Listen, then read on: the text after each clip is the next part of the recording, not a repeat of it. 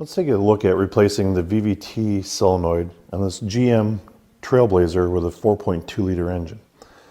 Now you can see the old solenoid is mounted inside the side of the cylinder head here on the passenger side of the vehicle. So first thing I'm going to do is disconnect the electrical connector, pinch that out of the way. And now over on the back side of it, if we look at our new one, there's just one bolt holding this thing in place. So I'm going to take my 1/4 inch socket, an extension, and a 10 millimeter swivel, and then remove the bolt.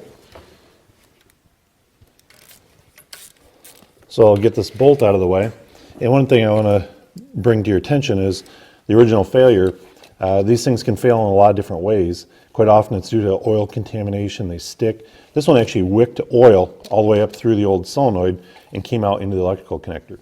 So when we're all done here, I'm going to have to replace this electrical connector as well. It's always something to be aware of if you're replacing one of these.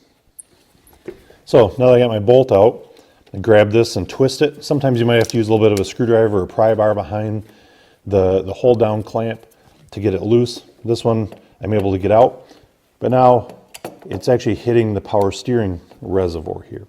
So next thing I'm gonna have to do is take my serpentine belt tool, or you can use a 3/8 ratchet here. I'm gonna go down on the belt tensioner, and I'm going to release the tension on the belt and slide the belt off the power steering pump.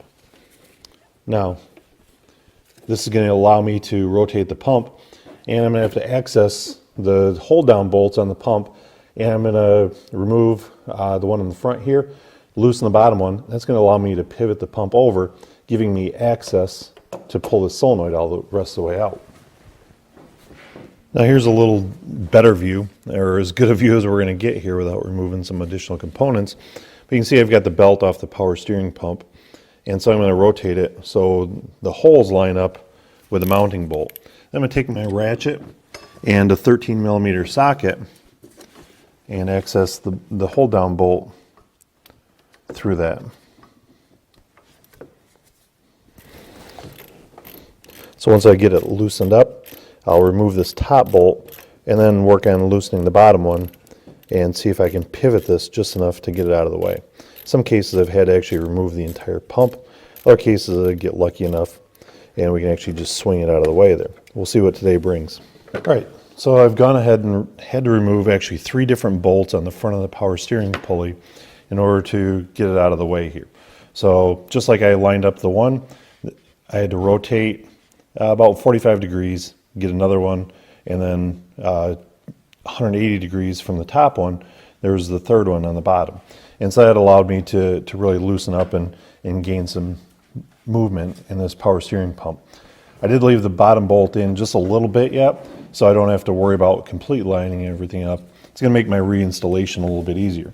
So now it's going to allow me to slide this out of the way and get just enough clearance to pull my old solenoid out.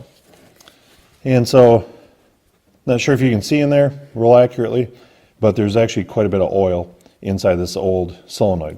So it's part of the reason we're going to replace it. However, if you look at the rest of it, it looks pretty decent. So I'm going to take a little bit of engine oil, lubricate my new one, and in a similar manner, as I remove the old one, I will now work on installing the new one. So, get it popped into place there, and now I'm going to go about reinstalling my power steering pump, installing the belt. I'm going to install a new connector here because we've already contaminated the wiring and the connections inside this old one. So I'm going to install a new connector, clear any trouble codes, and the job is done.